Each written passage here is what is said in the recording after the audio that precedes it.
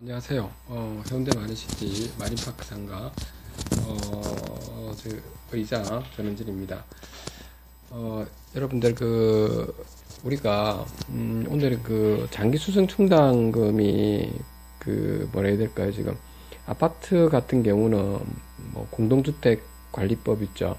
제 30조에 보면 장기 수승 충당금에 대한 적립이라든지 이런 부분이 좀 나와 있고, 시행령 제 31조 같은 경우에도 그에 대한 구체적인 부분도 좀 나와 있습니다.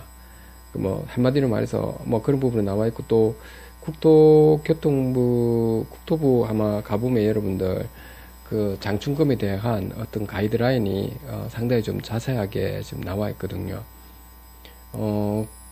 근데 우리 집합 건물 같은 경우에는 그런 부분이 안 나와 있기 때문에 장충금에 대해서 여러분들 좀 뭐라 해야 될까요? 그냥 의무사항이 아니기 때문에 필요 없다라고 하는 분들도 있고, 그냥 대충 하는 경우도 있는데, 사실은 있죠. 상가일수록 더욱더 이게 장충금 부분에 대한 산정 및 적립할 수 있는 계획을 철저하게 세워둬야 됩니다, 여러분들. 장충금 부분에 대한 계획이 왜 중요하냐에 대해서 오늘 좀 말씀을 좀 드릴까 할게요. 여러분들 이렇게 상가 같은 경우에 전체 지하부터 해가지고 여러분들 보면은 각종 보일러실부터 해서 전기, 엘리베이터, 각종 이게 공용 부분의 시설 부분이 다 되어져 있는데, 그 부분에 대해서 여러분들 이렇게 상가에서 가장 중요한 부분은 우리가 지금 건물의 보존 관리, 그리고 자산 가치가 얼마만큼 올라가는가, 이런 부분이지 않습니까? 그러면 자산 가치라고 하는 부분은 크게 우리가 두 가지 있지 않습니까? 어떻게 보면 하나는 뭐냐면은 예를 들면은 올해 우리가 2018년도에 어떤 호실을 한 두 개나 하나를 샀는데, 근데 내년 되었을 때 시세 차익이 얼마만큼 날 것인가라고 하는 것과, 그리고 또 하나는 뭐냐면 월세가 얼마만큼 나오느냐라고 하는 이 두 가지를 우리가 좀 보고 있죠. 근데 이제 그런 부분에서 우리가 지금 생각해야 될 부분이, 시세 차익이 지금 많이 나려고 하면은 결국에는 굉장히 어떤 상가 자체에 실질적인 어떤 자산이 얼마만큼 좀 잘 갖춰져 있느냐라고 하는 거죠. 그 자산 가치는 건물 자체의 어떤 재산 가치라는 거죠. 그럼 그 건물 자체의 재산 가치는 어떻게 보면은 이럴 수가 있는 거죠. 이렇게 이야기할까요? 그러니까 얼마만큼 건물이 오랫동안 이렇게 튼튼하게 이렇게 잘 지어졌는가라고 하는 부분이죠. 그렇죠. 그래야 어떤 건물이 만약에 나중에 문제가 생겼을 때 임차인들께서 건물 자체가 이렇게 누수가 생긴다든지, 각종 이렇게 소음이라든지, 이렇게 진동이 많이 발생했을 때, 어떻게 살아가겠습니까? 그렇죠. 소유주분들도 마찬가지지 않습니까? 그러므로 인해가지고 그런 각종 사태가 벌어지게 되면 관리비가 올라갈 수밖에 없는 이런 경우가 생기지 않습니까? 그래서 우리는 장충금에 대해서 바라보는 관점이 집합 건물에서는 저는 반드시 해야 된다라는 부분이고요. 그리고 계획을 그렇기 때문에 전문가를 통해서 반드시 좀 미리 마련해 놔야 되고, 여러분들 이공계 쪽에 있으신 분이나 경영학과를 좀 하신 분들이나 이런 분들 아시겠지만은, 주식 같은 경우도 이렇게 시계열 분석을 하지 않습니까? 이제 그런 유형이라고 보시면 됩니다. 어떻게 보면 장충금도 이제 과거에 건물 지어질 때의 자산 가치가 얼마만큼 시간이 지나면서 감가가 되고 있는가라고 하는 겁니다. 그렇죠? 그래서 그거를 충분히 미리 이렇게 조사를 좀 해놔면 좋은 점이 이런 겁니다. 예를 들면 저희 같은 경우도 그랬는데, 각종 우리 공용 부분에 대한 부수적인 수입들이 지금 발생하거든요. 여러 가지 주차 수익뿐만 아니고 각종 우리 공용에 대한 간판 사용료라든지 이런 게 좀 많이 수익들이 좀 생기지 않습니까? 여러분들도 아마 여러 가지 수익이 생길 겁니다. 그러면 그 수익에 대한 권한이 누구죠?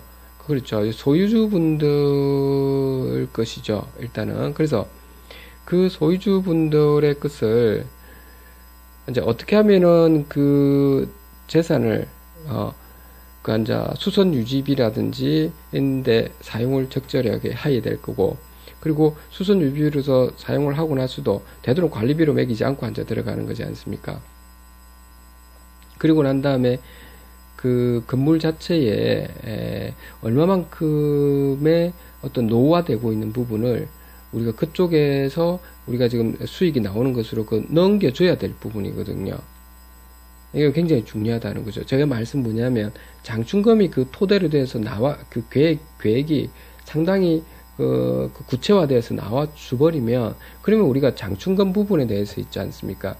우리 예를 들면 1년 동안에 우리 단기 순이익이 지금 나왔을 때 그 순이익에서 과연 몇 % 정도를 장충검으로 넣어야 될지라고 하는 부분이 나오게 된다고요. 그 장충검을 좀 더 그 어떤 건물이 좀 더 빨리 노후화됐다든지 아니면 그 하자 소송 같은 걸 여러분들 하지 않은 곳은 더욱더 그렇거든요. 그래서 장충검 부분을 좀 더 많이 넣어줘야 되겠죠. 그런데 그렇다고 해서 그 입점주분들한테 관리비에다가 장충검을 좀 과다하게 청구하는, 그건 아니지 않습니까, 여러분들? 뭐 어쩔 수 없는 경우는 그렇게 해야 되겠지만은, 그래서 수익이 나오는 곳에서 여러분들 단기 순이익에서 장충검으로 넘길 수 있도록 좀 더 많이, 그래야 뭐 엘리베이터라든지 각종 지하 부분에 파이프라인들 많이 있거든요. 상하수도 그런 부분에 그러면 노후화대를 교체할 수도 있고, 그 전력선 같은 게 변압기라든지 이런데 배터리라든지 이렇게 좀 많이 노후화된 것들을 빨리 제때제때 교체해야 될 부분도 많이 있습니다. 아무튼 그런 것들을 적재적소에 교체해야 되고, 특히 엘리베이터 같은 경우, 큰 단위 엘리베이터는 돈이 많이 들어가지 않습니까? 그런 경우에도 여러분들 장충검을 미리 마련해놔야 다음에 새 걸로 이제 교체를 할 수 있기 때문에, 따라서 우리는 제가 볼 때는 장충검의 장기수선 충당에 대한 계획을 세우는 건 굉장히 중요하다. 특히 상가일수록 더 중요하다. 집합 건물 같은 경우에 여러분들 자산이기 때문에, 저희 같은 경우도 그래서 제가 굉장히 중요하기 때문에, 어떻게 해올지는 아직까지는 좀 봐야 되겠지만, 그 외부에 의뢰를 했습니다. 전문가를 통해서 의뢰를 했는데, 어떻게 시기엘 분석을 좀 잘 할 거라고 제가 봅니다. 잘 하게 되면, 그걸 토대로 해서 이제 저희도, 다음 단계로, 우리 단기 순이익이 대략적으로 좀 나오거든요. 그래서 단기 순이익에서, 얼마만큼의 그 장충검을 좀 넣어야 될지를 좀 고려해 볼 겁니다. 이제 단기 순이익에 남는 걸 장충검 좀 넣어놔고 미리, 그러려면 다음에 우리가 적립을 좀 해서, 큰 돈이 이제 발생할 때를 미리 대비할 수 있겠죠. 그리고 또한 그러면서도 만약에 그런 걸 좀 장충검에 대한 미리 계획을 잡아놔면 또 이런 것도 있습니다. 그러니까 미리 그 어떤 큰 돈이 들어갈 수 있는 곳 있죠. 건물 관리 보존하는데 그런데 넣을 수도 있을 뿐더러, 또 그 단기 순이익이 좀 많게 되면 거기에 따라서 관리비를 또 탕감을 시킬 수 있는 부분이 있지 않습니까? 근데 관리비에만 너무 탕감을 시키면 나중에 큰 돈이 들어갈 때 우리가 장충검을 좀 많이 내야 되는, 이런 좀 또 다른 문제점이 발생하거든요. 그렇기 때문에 적절하게 우리가 건물이 얼마만큼 노후화되는가, 큰 돈이 들어가는 그런 부분에, 노후화되는 부분에 먼저 배분을 하고, 그 다음에도 남는 돈들이 좀 있으면 저희는 관리비에서 이제 나갈 수 있도록, 탕감할 수 있도록 이제 이렇게 좀 진행을 하려고 합니다. 물론 그런 부분에 대해서 우리가 저희 같은 경우는 아마 이번에 회계 결산을 마치고 나면 그걸 배포하고 난 다음에 한 5월 달쯤 돼서 장기 수선에 대한 계획이 충분히 3년간의 계획이 나오게 되면 이제 그걸 바탕으로 해서 관리단 집회를 통해서 이제 이런 사항들에 대해서 한번 좀 이야기를 좀 할까 하거든요. 그래서 관리비를 탕감하는 부분도 미리 계획을 세워야 되고, 그렇기 때문에 제가 여러분들께 이제 말씀드리고 싶은 부분은, 특별히 이제 그 상가를 반듯하게 세우기 위해서 뭐 관리업체라든지 뭐 각종 시행사라든지 어떤 문제점이 많은 곳이 있었겠죠. 여러분들 전화가 저한테 오시는 거 보면 이제 퇴출을 시키고 관리업체를 새롭게 이제 여러분들이 관리단을 조직을 하셔가지고 여러분들 그 소유주분들끼리 조직을 하셔서 반듯하게 세우고 있지 않습니까? 세우면서 먼저 제일 좀 해야 될 것이 뭐라고 했었습니까? 그렇죠. 관리업체가 좋은 관리업체를 데리고 와야 된다라고 하는 거. 그 두 번째는 뭐 있었죠? 그렇죠. 하자보수. 하자보수에 대한 진단업체를 통해서 미리 사전에 하자보수를 해야 된다. 하자 진단을 해야 된다. 하자 진단을 하고 난 다음에 그 진단을 바탕으로 해서 이제 시공사나 시행사를 쪽으로 이제 하자 보수를 해달라고 요청해야 되고, 그럼에도 불구하고 해주지 않으면 어떻게 하신다? 그러니까 하자 보수 소송을 해라는 거죠. 그 소송을 하고 그 다음 3단계는 또 뭐죠? 장충검이죠.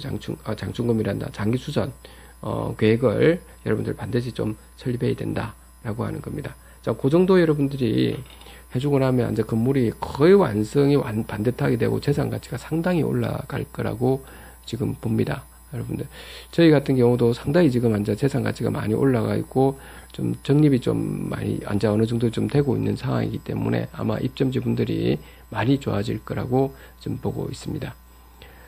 자, 오늘은 여기까지 여러분들하고 하도록 하겠습니다. 감사합니다.